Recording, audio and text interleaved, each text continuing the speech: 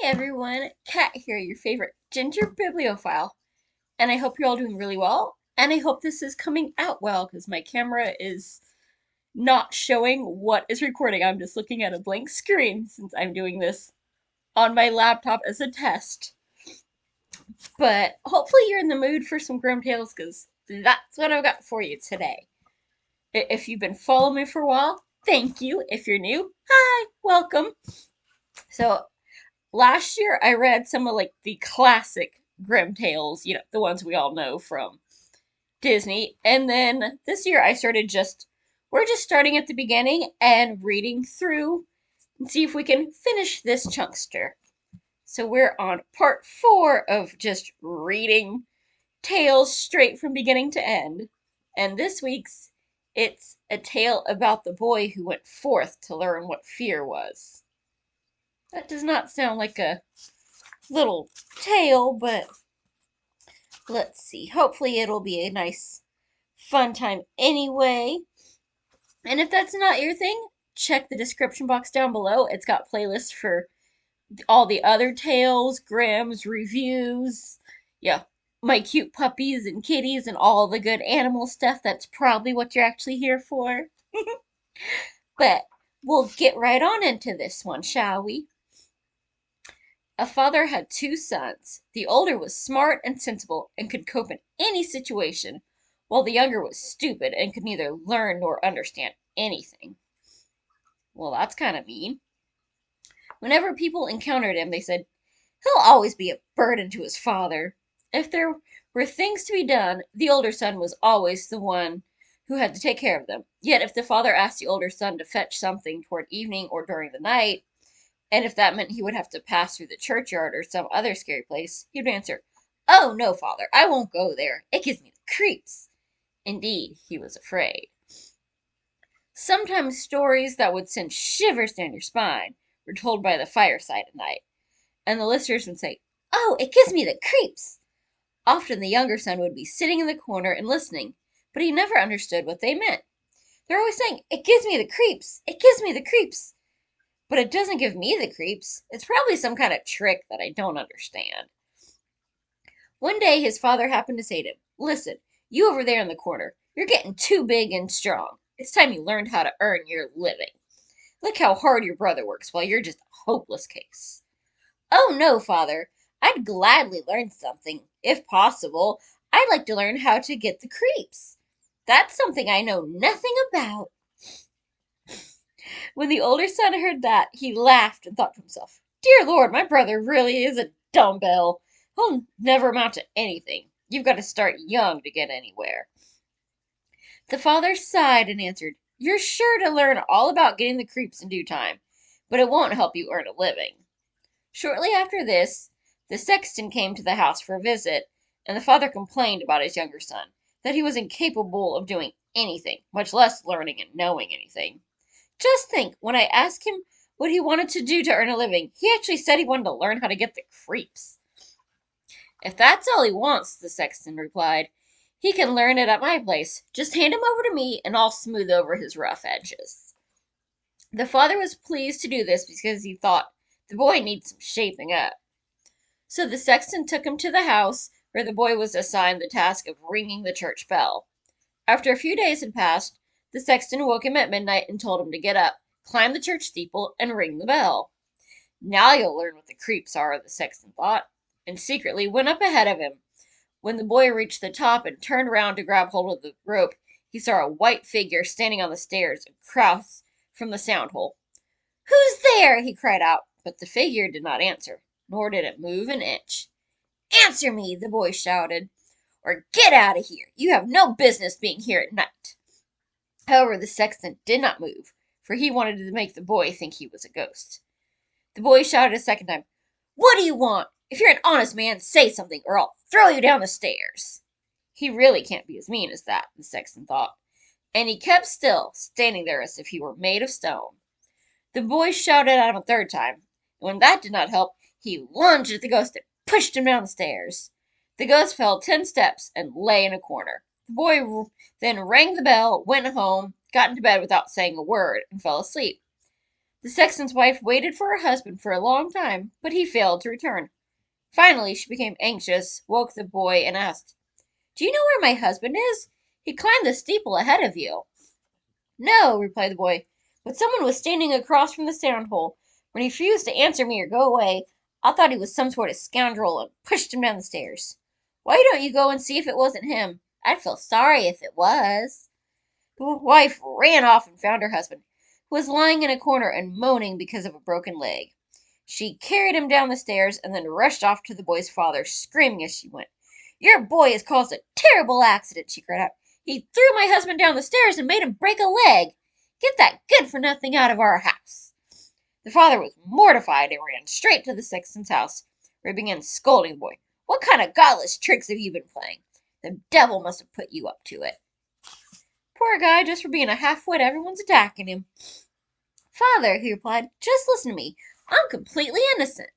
He was standing there in the dark like someone who had evil designs. I didn't know who he was, and warned him 3 times to say something or go away." "Ah," said the father, "you'll never be anything but trouble for me.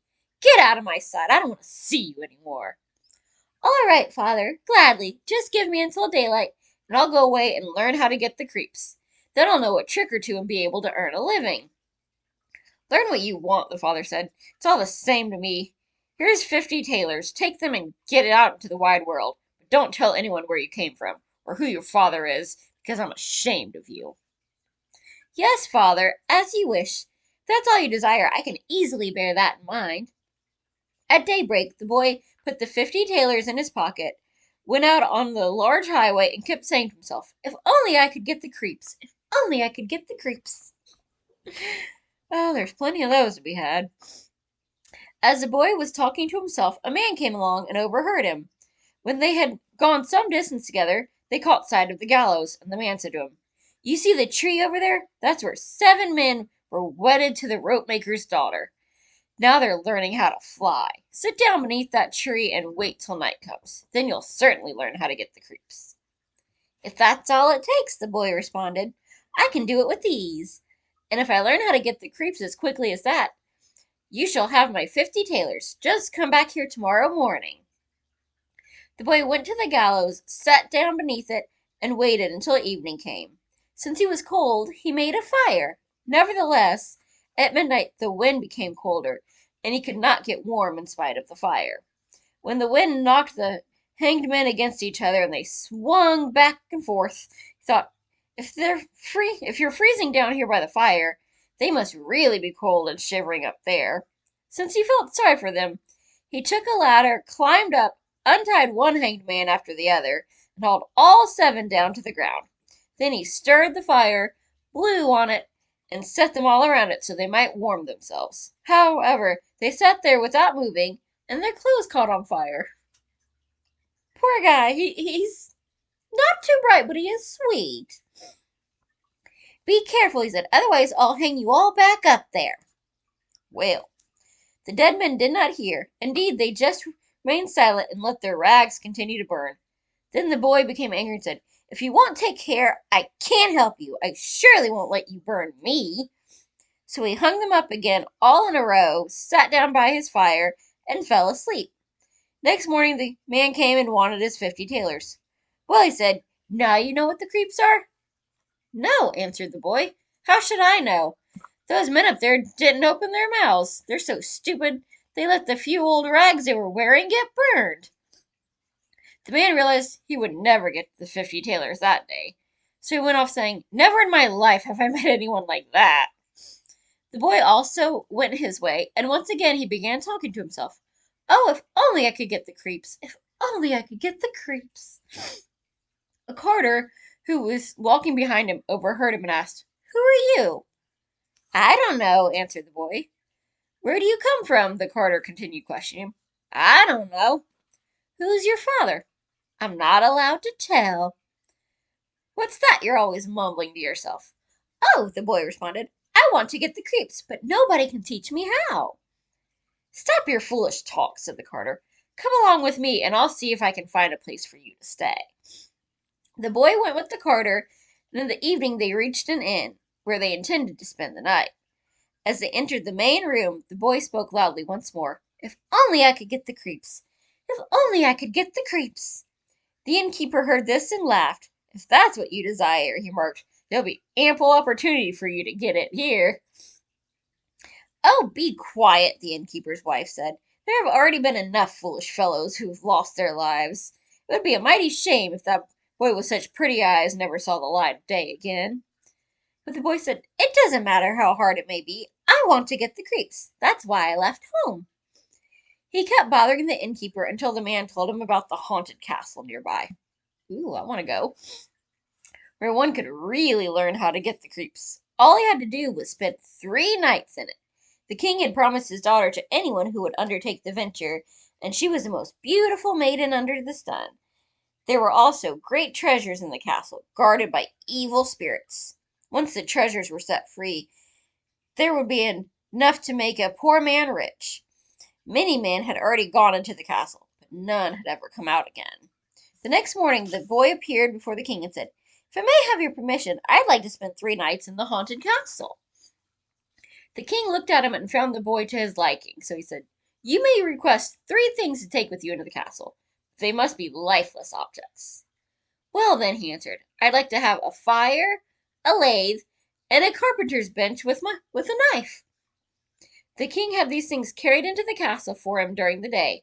Just before nightfall, the boy himself went to the castle, made a bright fire in one of the rooms, set up the carpenter's bench with the knife next to it, and sat down on the lathe. Oh, if only I could get the creeps, he said. But I don't think I'll learn it here either. Toward midnight he wanted to stir the fire again, but just as he was blowing it, he suddenly heard a scream coming from a corner. Meow, meow, we're freezing. You fools, he cried out. What are you screaming for? If you're freezing, come sit down by the fire and warm yourselves. No sooner had he said that than 2 big black cats came over with a tremendous leap and sat down beside him and glared ferociously at him with their fiery eyes. After a while, when they had warmed themselves, they said, Comrade, let's play a round of cards. Why not? He responded, but first, show me your paws. They stretched out their claws. My goodness, what long nails you have. Wait, I've got to give them a good clipping.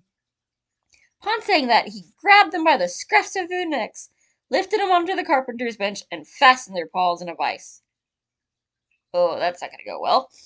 I was keeping a sharp eye on you 2, and now I've lost my desire to play cards. Then he beat them to death and threw them into the water. Well, so much for being, stupid but sweet. But after he had put an end to those 2 and was about to sit down at his fire again, black cats and black dogs on glowing chains came out of all the nooks and crannies, and they kept coming and coming, so it was impossible for him to flee. They made a gruesome noise, stamped on his fire, tore it apart, and tried to put it out. He watched them calmly for a while, but when it became so awful that he could no longer stand it, he grabbed his knife and yelled, Get out of here, you lousy creatures! And he started swinging his knife. Some of them ran away while he killed the rest and threw them into the pond. How do you kill somebody on a glowing chain? I'm guessing they were not real. But whatever. When he returned to his place, he built up his fire again by blowing on the sparks and proceeded to warm himself. As he was sitting there, his eyelids grew heavy, and he felt a strong desire to sleep. Then he looked around and saw a large bed in the corner. That's just what I was looking for, he said, and lay down on it. But just as he was about to shut his eyes, the bed began to move by itself and raced all around the castle. Keep it up, but go a little faster. The bed sped on as though it was being drawn by 6 horses. It rolled through doorways and up and down the stairs. Then all of a sudden, bang, bang! It turned itself upside down and lay on top of him like a mountain. But he flung the blankets and pillows in the air, climbed out, and said, Now, anyone else who wants a ride can have one. He lay down by the fire and slept until it was day. In the morning, the king came, and when he saw the boy lying on the ground, he thought he was dead and that the ghosts had killed him. Whew. Excuse me, it's getting a little grody and nap-timey out. It's like, what a pity, he was such a handsome fellow, the king said. Upon hearing this, the boy sat up and said, It's not over yet. The king was astonished, but also glad, and asked him how things had gone. Very well, he answered. One night's over and done with. The other two will pass. Excuse me. It's a longer story than I thought. Gotta get my poison cup on. So, very well, he answered. One night's over and done with. The other two will pass also. Then he went to the innkeeper, who gaped at him in amazement. I never expected to see you alive again. Have you learned now what the creeps are? No, he said. It's no use. If only someone could tell me. The second night he went up to the old castle, sat down at the fire, and repeated his old refrain. If only I could get the creeps. Toward midnight he heard a lot of noise and rumbling, first softly, then louder and louder. Soon it became quiet for a while until suddenly, with a loud cry, half a man came tumbling down the chimney and fell right at his feet. Hey there, cried the boy. There's a half missing. This isn't enough. Once again the noise began. There was a roaring and a howling, and the other half came tumbling down. Wait, the boy said. I'll just give the fire a little stir for you. After he had done that, he looked around and saw that the two pieces had joined together to form a gruesome-looking man who was now sitting in his place. That wasn't part of the bargain, said the boy. The bench is mine. The man tried to push him away, but the boy did not let him. Instead, he gave the man a mighty shove and sat back down in his place. Suddenly, more men came tumbling down the chimney, one after the other, and they brought 9 dead men's bones and 2 dead men's skulls, set them up, and began to play a game of 9-pins. Well then, I guess that's how you started bowling? The boy felt a desire to play as well and asked, Hey, can I play too? Yes, if you have money. Money enough, he answered, but your balls aren't round. He took the skulls, put them in the lathe, and turned them until they were round. Now they're all much better. Hooray! Let's have some fun! He joined their game and lost some of his money. But when the clock struck 12, everything disappeared before his eyes, and he lay down and fell asleep in peace. I think I might be joining Little Man for a nap soon myself. The next morning the king came to inquire about him. Yes, how did things go for you this time? I played a game of 9-pins, and I lost a few hellers. Didn't you get the creeps? Not at all. I had a lot of fun. If only I knew what the creeps were. The third night he sat down on his bench again and said quite sadly, If only I could get the creeps. When it grew late, 6 huge men came in carrying a coffin. And then he said, Aha! That must be my cousin who died just a few days ago. He sniggled them with the finger and cried out, come here, little cousin, come here. They set the coffin on the ground, and he went over and lifted the lid. There was a dead man lying inside. And the boy felt his face, which was cold as ice. Wait, I'll warm you up a bit. He went to the fire, warmed his hand, and placed it on the dead man's face. But he remained cold. So he took the dead man out and set him near the fire, then put him on his lap and rubbed his arms until his blood began circulating again. When that did not work either, the boy recalled that 2 people can warm each other up when they lie in bed together. Oh, jeez. So he brought the man to the bed, covered him, and lay down beside him. After a while, the dead man got warm and began to move. Well, that's creepy. You see, cousin, said the boy, what if I hadn't warmed you? But the dead man shouted, Now I'm going to strangle you. What? The boy replied, Is that my thanks? I'm going to put you right back in the coffin. He lifted him up, tossed him inside, and shut the lid. Then the 6 men returned and carried the coffin away. I can't get the creeps, the boy said. I'll never learn it here, no matter how long I live. Just then a ghastly-looking man entered. He was old and larger than the others, and had a long white beard. Maybe Dumbledore? Oh, you scoundrels, the man cried out. Now you'll learn what the creeps are, for you're about to die. Not so fast, said the boy. If I'm about to die, you'll have to get me first. Don't worry, I'll get you, said the monster. Easy does it, don't talk so big. I'm just as strong as you are, if not stronger. We'll see about that, said the old man. If you're stronger than I am, I'll let you go. Come, let's give it a try. He led the boy through dark passages to a smithy, picked up an axe, and drove an anvil right into the ground with one blow. I can do better than that, said the boy, and he went to the other anvil. The old man, with his white beard hanging down, drew near him to watch. The boy grabbed the axe, split the anvil in two with one blow, and wedged the old man's beard in the middle. Now I've got you, said the boy. It's your turn to die. He seized an iron and beat the old man until he whimpered and begged the boy to stop and promised to give him great treasures. The boy pulled out the axe and let him go. The old man led him back into the castle and showed him three chests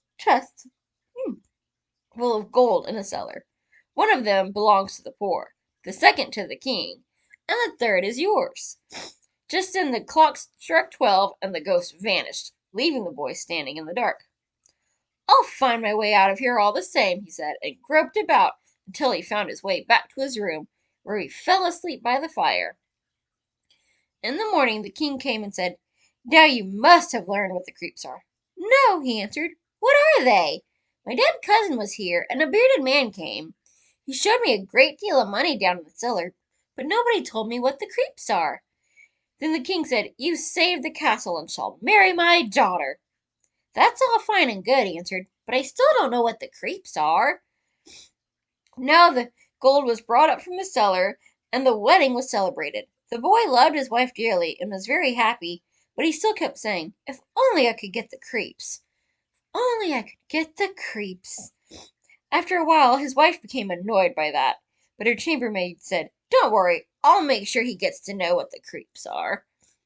She went out into a brook that ran through a garden and fetched a bucket full of minnows. Well, that night when the young king was sleeping, his wife pulled the covers off him and poured the bucket full of cold water and minnows on him. Then the little fish began flapping all over, causing him to wake up and exclaim, Oh, I've got the creeps! I've got the creeps! Now I know, dear wife, just what the creeps are. Those poor fishies had to suffer because he wants to be creeped out. But that was better than I thought it'd be for, considering what that title was. What did you think of it? What do you think the next book story is? Are you excited? And hopefully you enjoyed that one as much as I enjoyed reading it, despite all the yawning. I will see you soon. Bye. Happy reading.